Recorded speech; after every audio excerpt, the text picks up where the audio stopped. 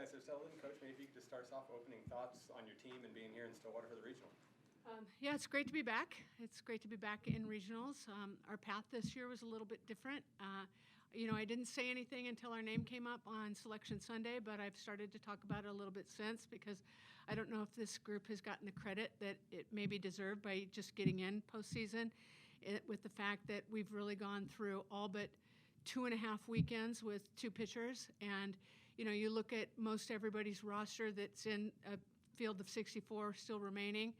They're working with the staff of 4 or 5 that have significant innings. And so why does that matter? In yesteryear, you could ride 2 for a long time, and you can get to postseason and ride 2. But the difference now in today's game is the video out there, the prep. When you're playing a 3-game series like we're doing in conference, and they're only having to prepare for 2 pitchers, and we're having to prepare for 4 or 5, that's a difference. And so when Courtney Wallace is logging 200-plus innings, her ERA might be ticked up a little bit because they've seen a lot more pitches from her than they maybe have others. And so I just think it's a real testament to our group, even as we lost some really close games at the end against really quality opponents, we're still really competitive, and we've got 2 arms that are willing to give us everything they have, and we've got a defense that's playing their tails off behind our pitchers. And our offense has had moments where it's been brilliant, and then it's had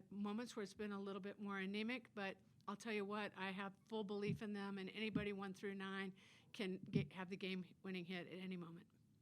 You mentioned the workload Courtney has had to this point, obviously being 5th-year senior, having thrown 200 innings.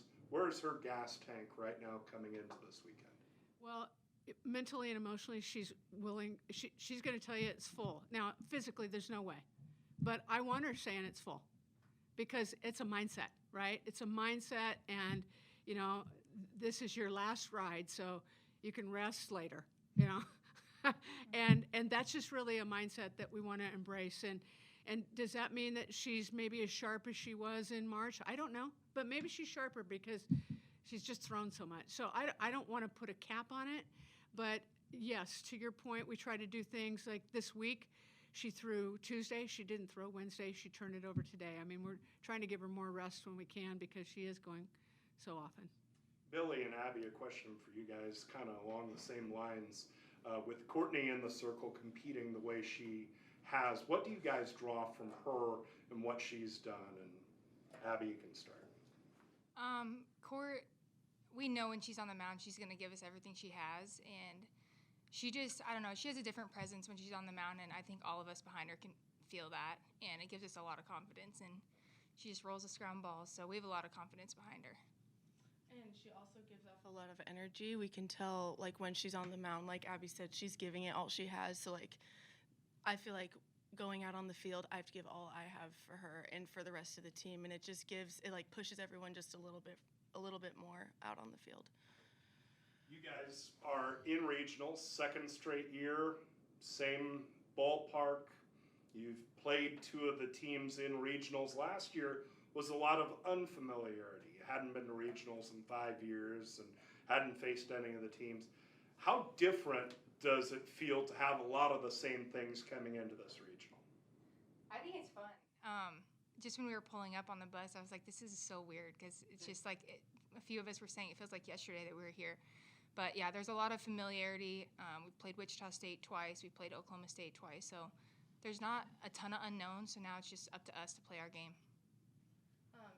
Like she said, it is fun, and I think going into this knowing 2 teams that we've already played twice this year, I think that just gives us a different level of being comfortable here and just being ready to go out. And we've seen these teams, we've gone out and competed against them. We can, this regional could go anyone's way, and I think we're ready to go out there and compete.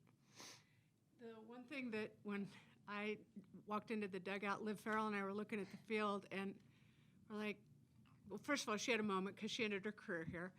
But then it was the field looks smaller, and it's not.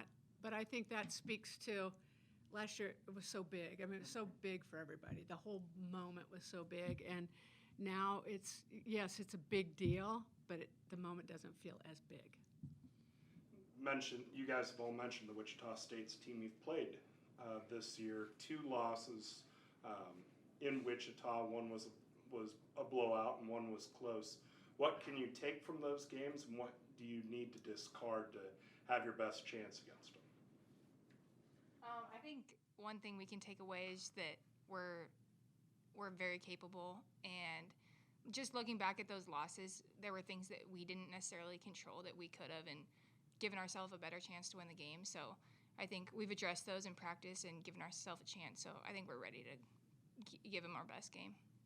And I think that we beat ourselves in those games. We are very capable of beating that team. And if we just go out there and compete and just switch a few things from the last games that we played them that game, those games could very much be in our hands. A really good program. They've been a really good program. And I think that when you put us both on the field playing our best, it's a really good softball game. And that's really that's all we can ask, is that we can get on the field and compete to our best ability and then let the chips fall where they may.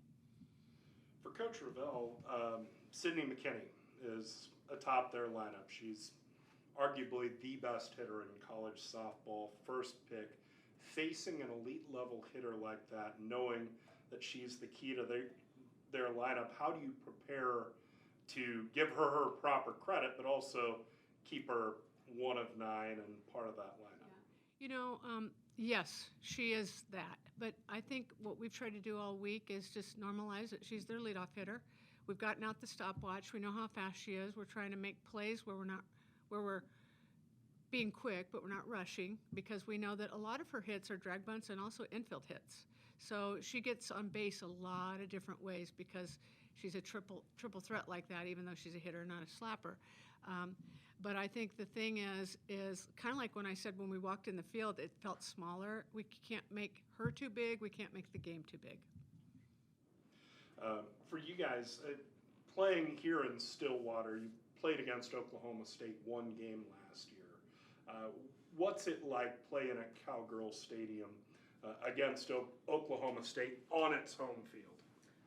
There's a lot of energy in the stadium, and I think it's a lot of fun going into an opposing teams like home field with a big crowd. A lot of chatter going on. Like, it's just a lot of fun, and I think it's like just embrace it and just kind of play in the moment and just embrace the fun and the loud. And I really enjoy it because I play left field, so the party deck's right behind me. So last year I got to mess with them a little bit, and they were messing with me.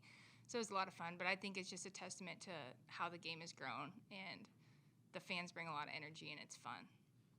And we got a baby taste of that last week at Illinois, because they had a really active crowd, and it was a night game, and they were really into it. So we got this crowd will be larger, and they'll be in left field and in the outfield. But so I think you make whatever you want to out of that energy.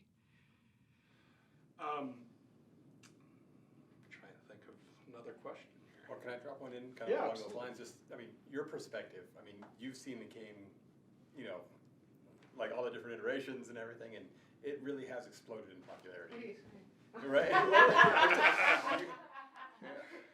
I'm good. Yeah, but like you have like a perspective that many won't have, Yeah. right? And like it really has exploded over the course of time. It's a progression and a progress to get to here, and maybe just commenting on softball, the game of softball in its current form. It is amazing.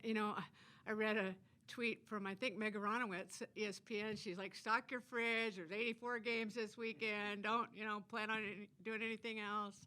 84 games on television, or how many ever there are. Think about that. Think about that. And that's just the first weekend of postseason. Now, watch when those television games come on, those venues are going to be packed. And that is outstanding. And they've been packed. They've been packed in conference tournaments. They've been packed in, Big Ten, SEC, Big 12, Pac-12 matchups all the way through. And, it's a great time to be a women's college softball player. It's just a great time. I don't know that there's any better venue to play in any sport, really. I know the Final Four in women's basketball did really great this year, and yay for them. We're crushing it too. our young women are getting to play in front of really cool crowds. You talked about this group not getting perhaps the credit they deserve, and you know they qualify for regionals for a second straight year. What challenges did you face this year that maybe you didn't last year? You guys want to start?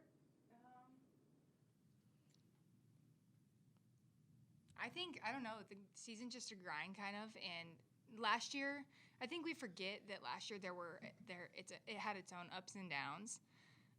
What we remember is like the conference championship and the win streak and stuff. So it had its ups and downs, but obviously like going into the Big Ten tournament, our offense had a little lull, and then so it's just different. It's a little bit different, but I don't know. I have full faith that the way we practiced today, the energy we brought, we're gonna bring it. Yeah, and I think throughout the season, like our offense and our defense haven't quite added up together yet. And I think just like Abby said, the ups and downs, every season has ups and downs.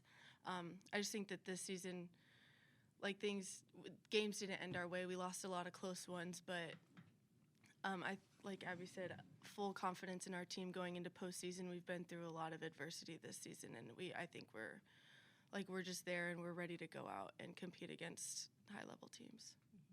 I think there are a couple things. I think anytime you're working to build a model that's to sustain success, there's the second year, there's different challenges. You've got a target on your back.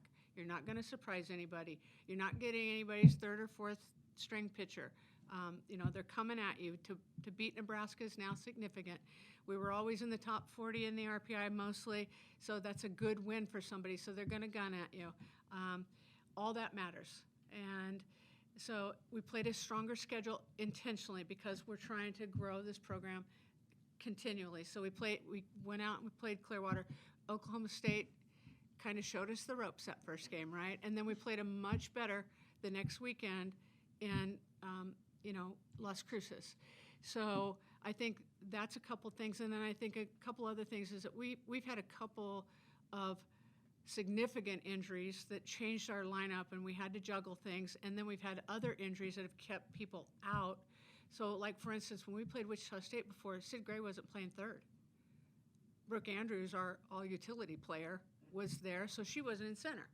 So not only were we not at our full strength defensively, we also weren't at our full strength offensively. And I'll say this, we're grateful that Talia Tokheim and Kaylin Kinney both are going to get an extra year because their injuries happened early enough. But let's take Talia Tokheim, for instance. In her first 30 collegiate at-bats, 10 were extra base hits, 4 home runs, 6 doubles. I mean, that is outrageous. So you missed that in the lineup. We were really enjoying that in the lineup. I think that's good. I know she's got to come back. She's got a 7 o'clock admin meeting. Yeah. Say get turned around, so be respectful of that time. Yeah. But before we leave, though, is there anything else that you guys wanted to say, or anything that was important to you that while we're here in this mode that you wanted to share? No, I just appreciate everything that goes on behind the scenes to make this event such a special thing for us. So all the people that put in a lot of work into getting the field ready, getting the event put together, it's really a fun thing for us. That was good. Way to go, Squire. Appreciate you guys.